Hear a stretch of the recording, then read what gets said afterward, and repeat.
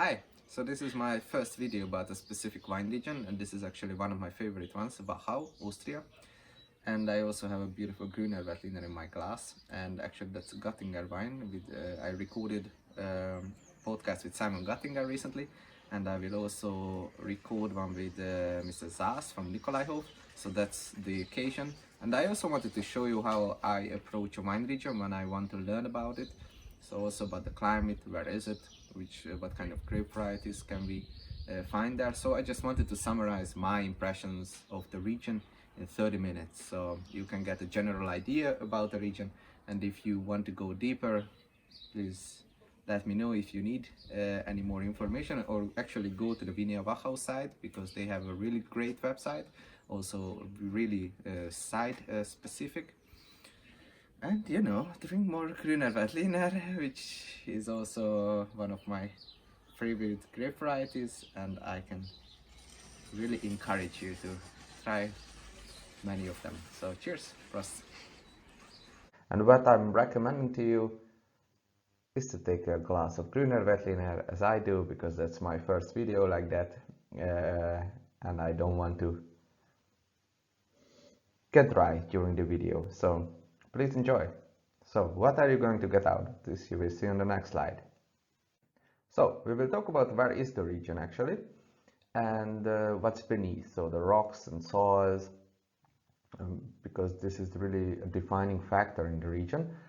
And that also relates to the vineyard characteristics and the special sites and the cruise, how it's structured, what is the climate like. It's really important for the final quality of the wine. And that also relates to the vineyard characteristics, also the key grape varieties in the region. I should drink some more, right? Actually, that's the key grape variety. Really nice Göttinger wine. So what are the wines like, of course? And also we're going to talk about the past. So how did this whole thing, Wachau wine region, evolve? And also the special wine laws, of course, Vinea Wachau, the regional association. Also some vintners and how it's structured. And also we have to talk about Vinea Wachau, because that's the biggest cooperative in the region and plays a very important role. And also how to pick the labels, because I have these cutting devices which I already mentioned, and I'm going to demonstrate with these two labels how important it is to have the Vinea Wachau stamp, and then how does it change the labeling.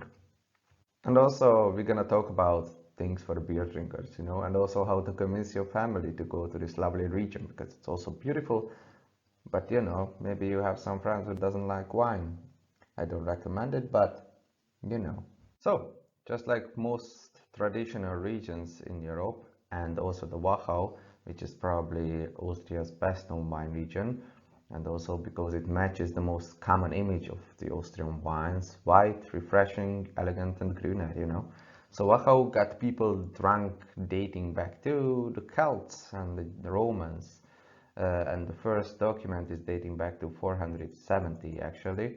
And just like most of the traditional wine regions in Europe, they also had something to do with the monks, in this case the Carolings, dating back to the 9th century AD.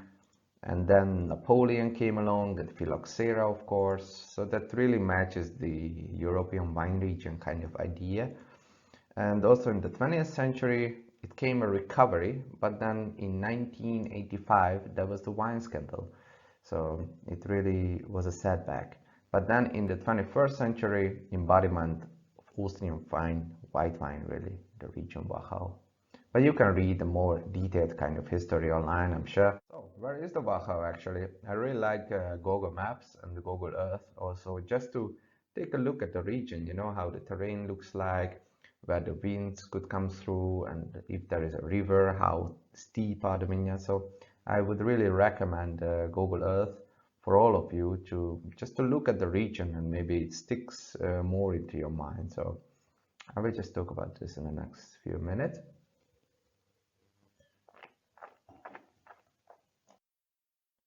So Wachau, it's a Lower Austria or Niederösterreich. So that's and that's the westernmost region. You can see it on with a red color on the map. So on the north, it's not really a neighboring region, but there is Kamtal, also in kind of similar in terms of climate, maybe a bit cooler. There is Kremstal, so that's on the eastern side. It's a neighboring region, and also the Danube flows through.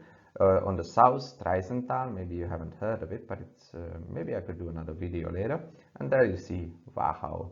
So that's where we are, in Lower Austria, on the western part of the region. And maybe just to explain the climatic influences. So as you will see, I marked with yellow the main wine growing area in Wachau, and also some key villages, so Mühldorf or Dürnstein, Wösendorf, Weißenkirchen, and so on. So as you will see, so the upper side is the north and down south, logical, right? So you will see the warming winds from the Pannonian Plateau coming through from the east, and then from the north, the cooling wind through these valleys. You might will see better in the video in the next slide. And then from the west, the moderate winds from the Atlantic. So these are, yeah, so to say, sometimes colder, sometimes warmer, but these are not really hazardous in terms of frost. And also because of the river Danube, there is a constant air circulation. So these warming, cooling effects are circulating in the region. That's really great for grape growing, but I will talk about this in the later side. And the river Danube is also a temperature equalizer. So frost is not so common here, and it's not going to be that hot in the summer, even though they have a lot of sunny hours, and it's a continental climate. So the Wachau is really not the biggest wine region in the world, and actually one of the smallest in Austria. So we are northwest of Vienna, as you already seen, and it's about 30 kilometers long, this area, and the river Danube from west to the east twists through this region, as you will see. On the right side now, you will see that's on the right bank, and on the left side, the left hand side, that's the left bank, and generally most of the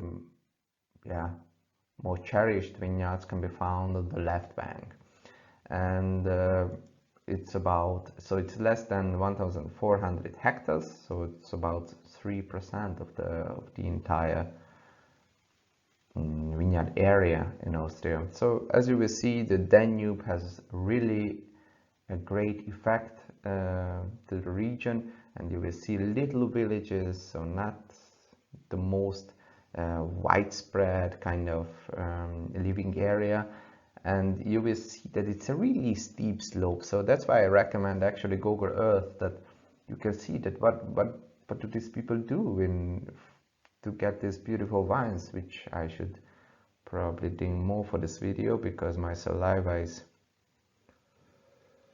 getting in reverse mode.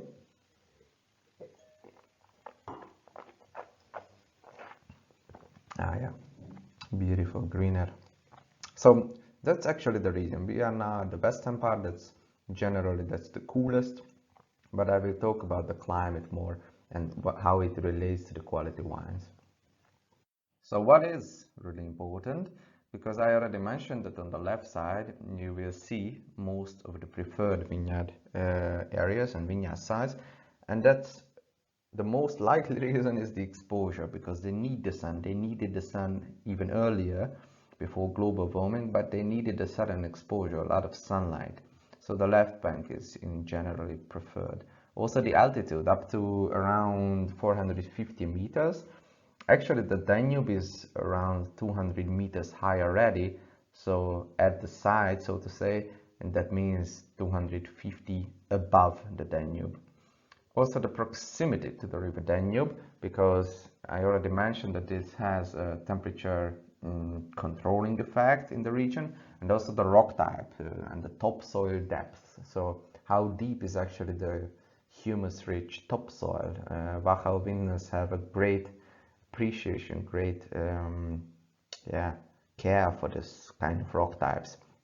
and also the air streams from the small valleys. You already seen in the other side that from the north coming the cooler winds through these little valleys. So there is really a huge relevance to small sites and vineyard selection in this area, and they really cherish the individual sites. So some cruise or read, as they say there in Austria, to know, and I really just wanted to show the variations between these two just as a representation, because there are more than hundreds of them, so you can look them up also in the Wachau website. I will show it to them later. Also there is Atzberg, that's for example the steepest. You can read it up, and I really recommend you to watch some pictures about this. It's really something mental to work on this vineyard. Vogelbergs, that's the smallest, so 0.4 hectares. It's really almost nothing, right? It's really, for a strong man, it's an afternoon work, some may say. Zingerriedel in Spitz, that's a more, yeah, maybe cherished website, or really well known. And that's really narrow terraces, high planting density is also very characteristics here, and really shallow topsoil, so that's really good for Riesling actually, and you can find the really good Rieslings from this area. So 1000 Eimer Bergenspitz, there is a really great story, because some may have said that from this side 1000 buckets of wine could be harvested, and that's why 1000 Eimer Berg. Eimer is the bucket and Berg is the mountain in German. So there's a story behind it, and it's really humus rich, so it also can preserve water really well, and really nutritious soil. There is also Achleiten, there is also a really famous cru. It's about 20 hectares. Some may say that it's the best site in Austria, but you know how objective these sayings can get. And also the bedrock is really varied here, so really also smaller sites could play a big difference. Some may say slate, blue slate is also found here, which is also characteristic in Mosel. And you know, what I felt sometimes, it's really like a smoky, really aggressive spiciness from this kind of site, but it really could be subjective. So Leuvenberg, that's one of the warmest actually, south facing, almost completely terraced, and really exposed to the Hungary's Pannonian Plain to the east. But the Worms is also tempered by altitude, so it can be up to 400 meters actually, and that's also a big cru, so like 36 hectares. There is Kellerberg in Dürnstein, that's also the eastern part, which is usually more dense, and these wines has also maybe fuller bodied and the riper kind of tropical exotic fruit profile. And there is Spitzegraben, which is a side valley of the river Danube, and that's on the western end, and it's really sparse, dry and cool, you know. It's really steep also. You will find probably more Riesling from this area. And as I already mentioned, we have to talk about Vinea Wachau, which is the leading cooperative in the region. And this cooperative works with more than 200 local vintners, families so to say, and also you will find on the labels designated sites, and as I know, they will also work on it just to mention the family name or maybe the vintner name of the label later. But they set the harvest date, so cru and region specific, and then the vintners can leave their fruits at different checkpoints in separate boxes with scanning labels for further production. And they are working with more than 400 hectares, so it's really huge in terms of European measures. And as I mentioned, they also set the harvest dates, and they do education, so they educate the vintners also. And really this cooperative plays an important role for the stabilization of the region, and also for the small producers. And really it's a well-established brand that guarantees quality for the region, so I think they are doing a really great job. So just to finally maybe talk about the grapes, right? So Grüner Veltliner, as you might know, it's really the flagship grape of Austria, and also from Wachau, that's really the king, more than 50% of the plantings. But this grape doesn't really like privation, so It likes a little bit more nutrients and the water, which is really important in this dry region. It's less than 500 millimeters of rain annually.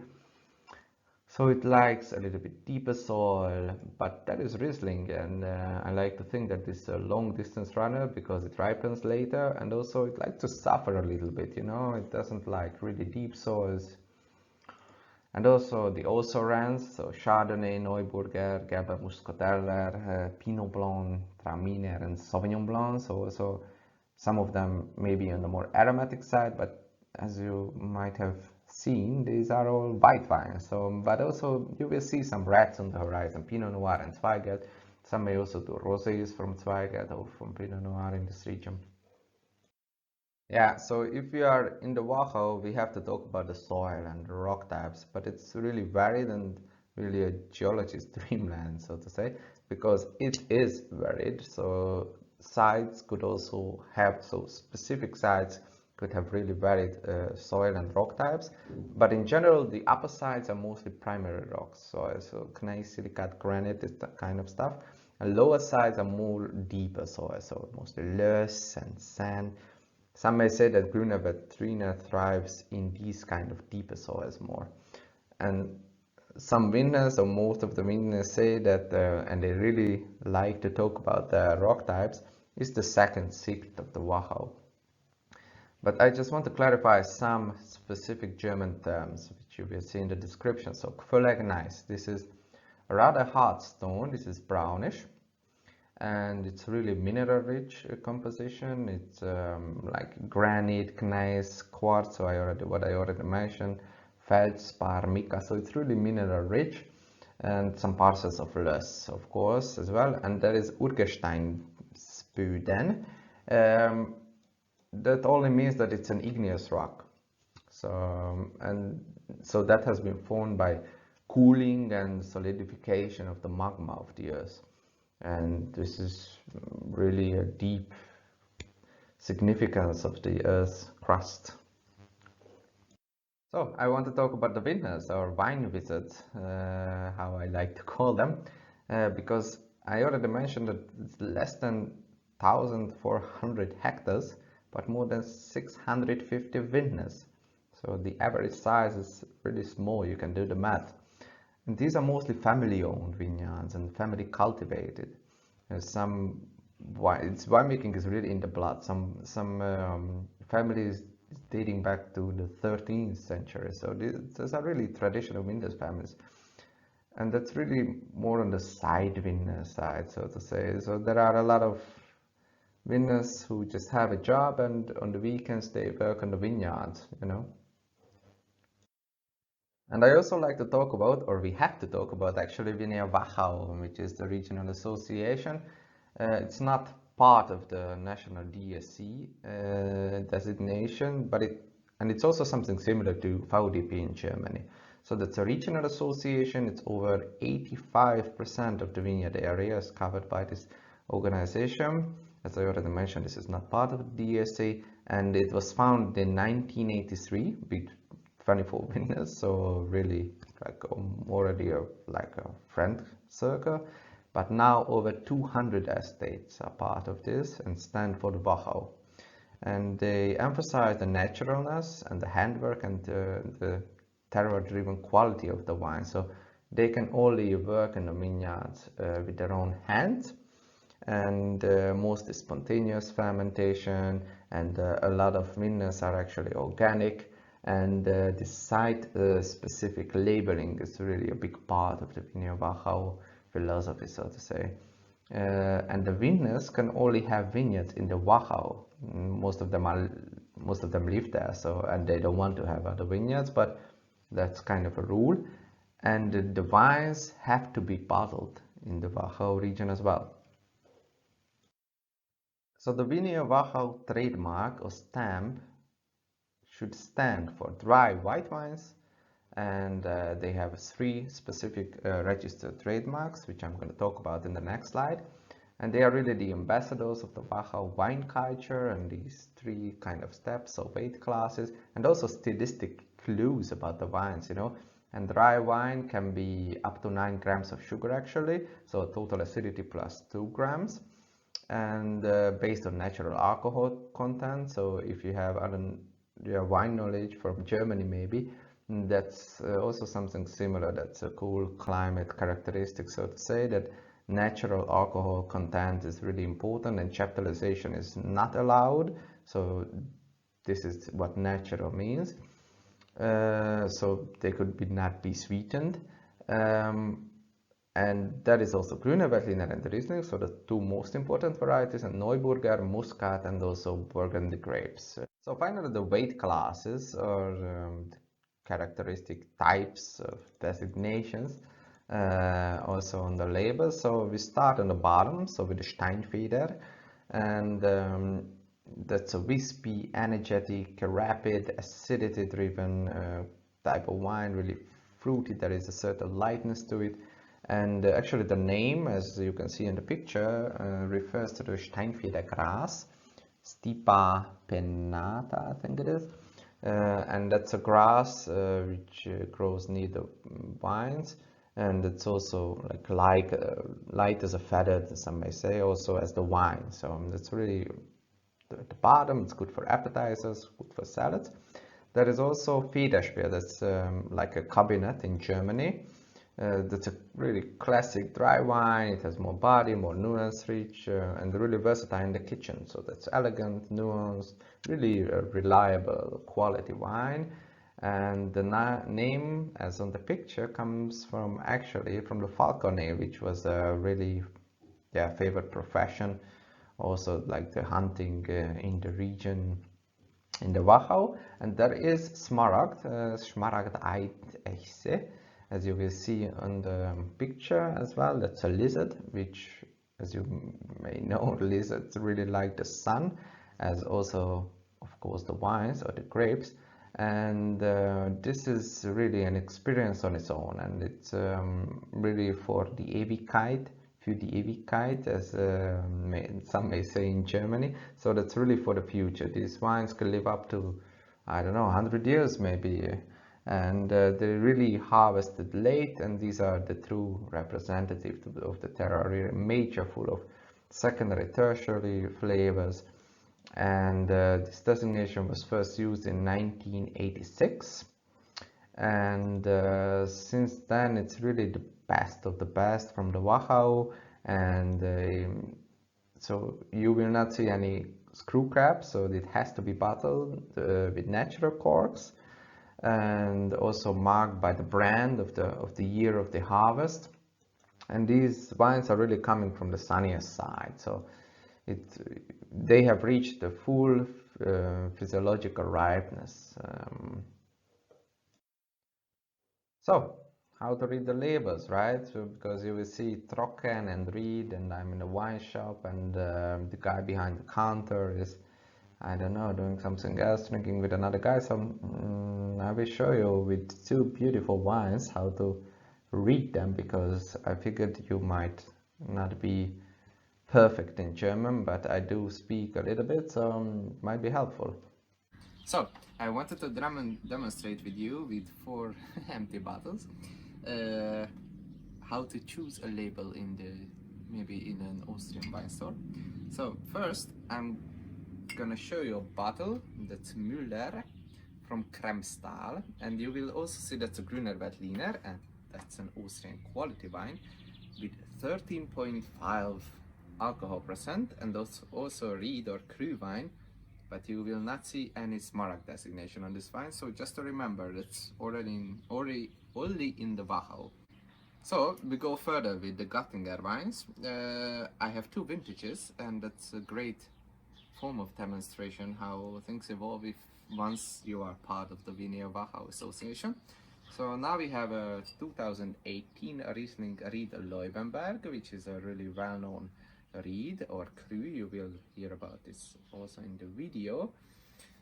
But this guy Simon, even though he's a really great winemaker, he was really young and not part of the Vinea Wachau Association in 2018. So even though it's a smart quality wine also in terms of natural alcohol content, he could not use the label Smaragd on his wine.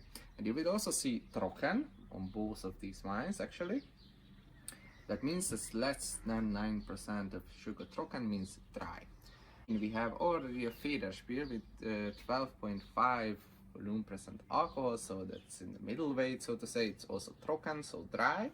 And you can also see the Vinea Wachau stamp on the label, and that's a Grüner Veltliner, so it's in the middle weight. And from this vintage on, from 2019, this guy could use these 3 registered trademarks. So if the guy behind the counter is too busy to explain this to you, just remember this stuff. It's all in the Wachau and only from the Vinea Wachau Association, and Trocken is dry. So after we know all these facts, what kind of wines can we expect? So let's build the puzzle.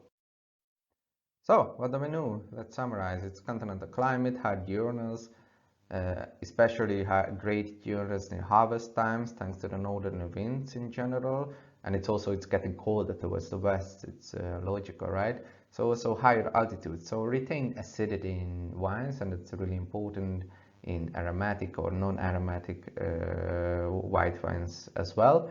Really poor soils, so shallow soils, so it's elegant, refined wines, not so chimney also. So there's a great air circulation and really dry climate, as I mentioned. That's maximum or around 500 millimeters annually. So noble rot is really rare, and also the disease pressure is not that great, so dry wines. And that's why you can see a lot of organic viticulture and also biodynamic viticulture. So look for healthy wines, so to say. Sunny and southern exposures, because we are on the left bank, as I emphasized. So really long ripening period. So a lot of Smaragd wines, a lot of also late ripening varieties, which is Riesling is king here. And also then you will see complexity and also maybe higher alcohol in wines. And we learned that there is a history with monks and also history with Burgundian varieties, but also aromatic and semi-aromatic white varieties are king here. So, how to convince your family, right? Or if you still have a beer drinker friend, to come with you in the region and drink some beautiful wines. So, the National Geographic Travel magazine in 2019 featured Wachau as a historic destination of the world. And also the region is a World Heritage Site since 2000, so, and also natural and in cultural terms. But there is also more than, you have to learn the term Marilla, that's apricot, and there are more than 100,000 trees in the region. And yeah, well, if you have a child, that's apricot dumplings are maybe a way to go. But if you have another great idea, then you can drink schnapps. That's also a great term to learn. It's Marillen brand actually, or apricot brand.